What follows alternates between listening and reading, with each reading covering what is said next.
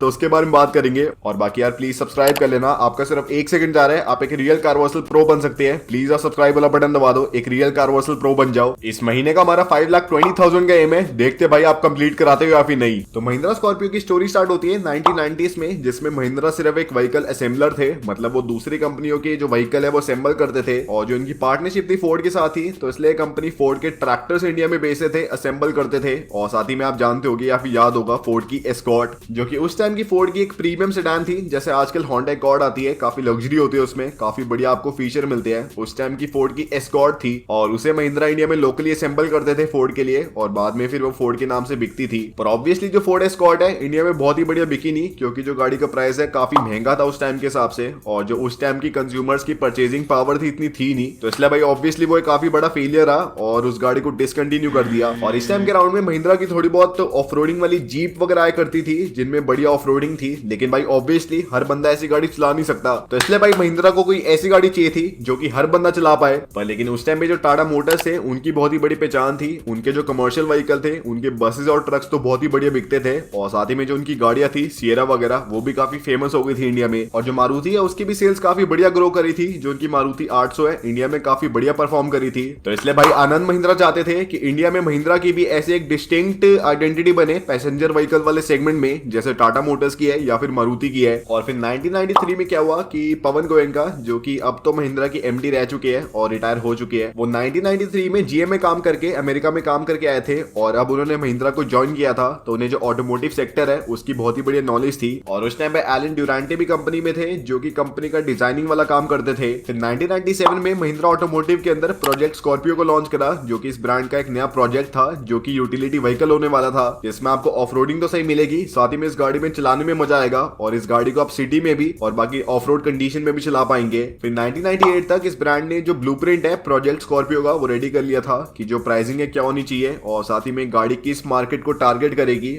गाड़ी में क्या क्या यूनिक होगा, और गाड़ी की जो प्राइसिंग वगैरह है उसकी लॉन्च वगैरह वो सब तैयार हो रहा था। और इस प्रोजेक्ट का मेन एम था कि जो प्रोजेक्ट है बहुत ही सस्ता होना चाहिए, क्योंकि उस टाइम महिंद्रा से बहुत ही बड़ी कंपनी नहीं थी, तो वो R&D पे ऐसे कुछ बिलियन डॉलर्स नहीं खर्च सकते, तो इसलिए भाई प्रोजेक्ट की कॉस्टिंग थोड़ी कम रखनी थी, ताकि जो गाड़ी है सस्ते में तैयार हो और महिंद्रा अपनी आइडेंटिटी बना पाए कि हम भी गाड़ी बना सकते हैं, और आगे फिर फर्दर लॉन्च कर पाए। और इस प्रोजेक्ट को सस्ता रखने के लिए कंपनी ने एक आइडियोलॉजी या फिर एक टेक्निक का इस्तेमाल करा था, जिसका नाम है IDAM, जिसका मतलब होता है इंटीग्रेटेड डिजाइन प्लस मैन्युफैक्चरिंग। जिसमें क्या होता है कि जो कार मेकर है, आपको ऑब्वियसली पता होगा कि बहुत ही सारी आउटसोर्सिंग करते हैं अपनी गाड़ी को बनाने में, क्योंकि जो गाड़ी है उसमें बहुत ही सारे पार्ट होते हैं, तो इसलिए जो हेडलाइट्स है कोई और कंपनी बनाती है, जो बॉडी पार्ट्स है उसमें डिफरेंट डिफरेंट कंपनीज इस्तेमाल होती है बनाने में, जो पेंट है किसी और कंपनी का होता है, ऐसे ऐसे डिफरेंट डिफरेंट कंपनीज इन्वॉल्व होती है। तो महिंद्रा ने क्या करा कि जो उनके सप्लायर है उनसे जाके डायरेक्टली बोला कि गाड़ी हम बना रहे हैं, आप गाड़ी को डिजाइन कर लो, जो आपको सस्ता पड़ता है वैसा वैसा काम कर लो, और हम आपके साथ है, हम आपको थोड़ी इनपुट देंगे, आप थोड़े बहुत इनपुट दो, और हम गाड़ी बनाते हैं, ताकि जब वो सप्लायर्स अपने पार्ट को सप्लाई करे तो उन्हें ऐसे बहुत ही ज्यादा चेंजेस ना करने पड़े अपनी सप्लाई चेन में, अपनी मैन्युफैक्चरिंग में, और जो गाड़ी की कॉस्ट है, जो R&D कॉस्ट है कम रहे,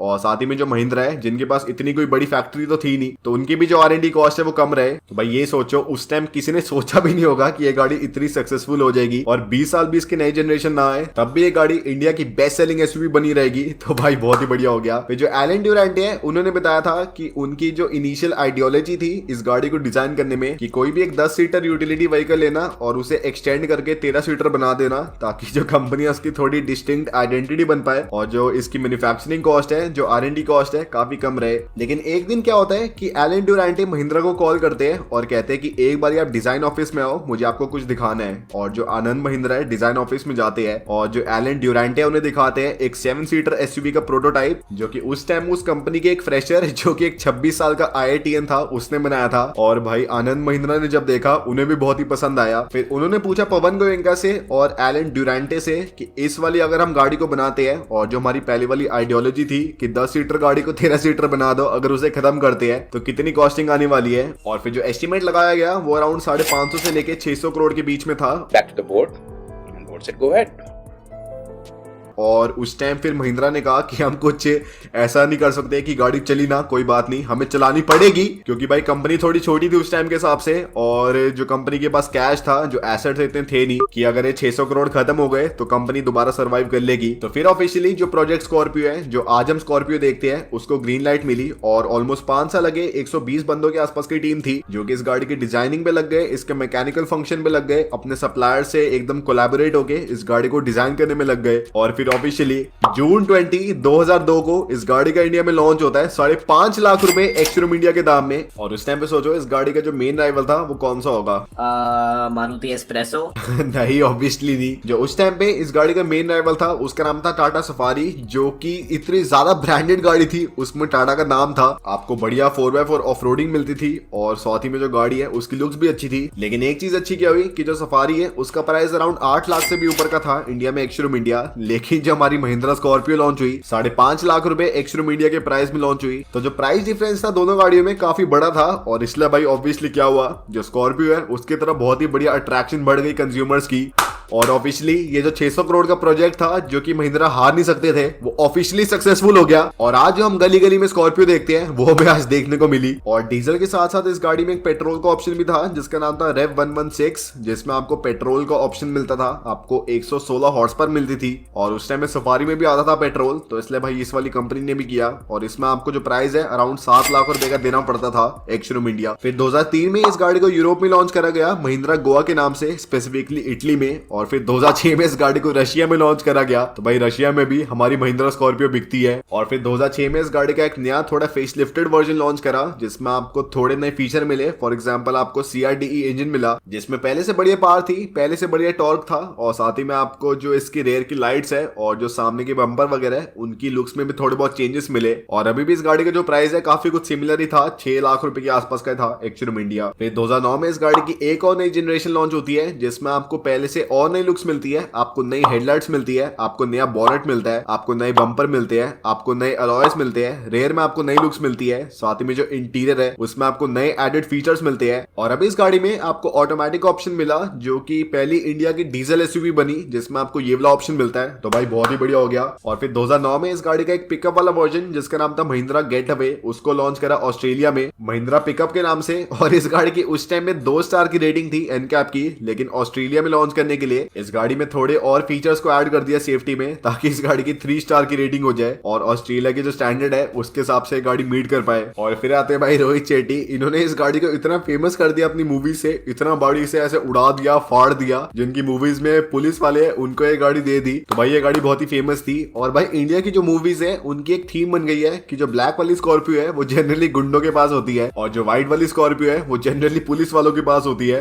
तो भाई बहुत ही बढ़िया डिस्टिंक्शन कर दी। फिर 25 सितंबर 2014 को इस गाड़ी की 3rd जनरेशन लॉन्च होती है, अभी भी कोई फेसलिफ्ट नहीं है, जिसमें आपको नई लाइट्स मिलती है, आपको नया बॉनेट मिलता है, आपको नए अलॉयस मिलते हैं, इंटीरियर आपको नया मिलता है जो कि है तो प्लास्टिक का, लेकिन जो उसकी थीम है, जो उसका स्टाइल है थोड़ा डिफरेंट है। साथ ही में आपको टच स्क्रीन मिलती है और आपको रेयर में थोड़ी और डिफरेंट लुक्स मिलती है। और अब इस गाड़ी के बेस मॉडल का प्राइस था 8 लाख रुपीस और जो टॉप एंड स्पेक है उसका प्राइस था 11.5 लाख रुपीस एक्स-शोरूम इंडिया। तो अभी भी ये गाड़ी काफी वैल्यू फॉर मनी थी, काफी सही था इसका प्राइस। और फिर 2017 में इस गाड़ी का नया वर्जन आता है जिसमें आपको नई ग्रिल मिलती है, आपको नए अलॉयज मिलते हैं और पीछे आपको थोड़ी और डिफरेंट लुक्स मिलती है। बाकी जो गाड़ी है पूरी सेम है। और आपको एक और डिफरेंस मिलता है कि अब इस गाड़ी में आपको 140 हॉर्स पावर मिलती है इसके 2.2 लीटर वाले इंजन से, डीजल वाले से, जो कि पिछली वाली जनरेशन में 120 थी। और अभी इस गाड़ी का प्राइस होता है 9.97 लाख रुपीस से लेके 14.8 लाख रुपीस एक्स-शोरूम इंडिया। और अब इस गाड़ी में आपको ऑल व्हील ड्राइव का ऑप्शन मिलता है जिसका प्राइस था 16 लाख रुपए एक्स-शोरूम इंडिया। और अब अगर आप देखो तो इस गाड़ी का प्राइस पिछले 3 साल में इतना बढ़ गया है, जिसमें इस गाड़ी का बेस मॉडल जो है उसका प्राइस है 12,80,000 रुपीस और जो टॉप एंड स्पेक है नॉन ऑल व्हील ड्राइव वाला टॉप एंड स्पेक जो कि पहले 3 साल पहले तक 14.8 का था, उसका प्राइस है 17.6 लाख रुपीस एक्स-शोरूम इंडिया।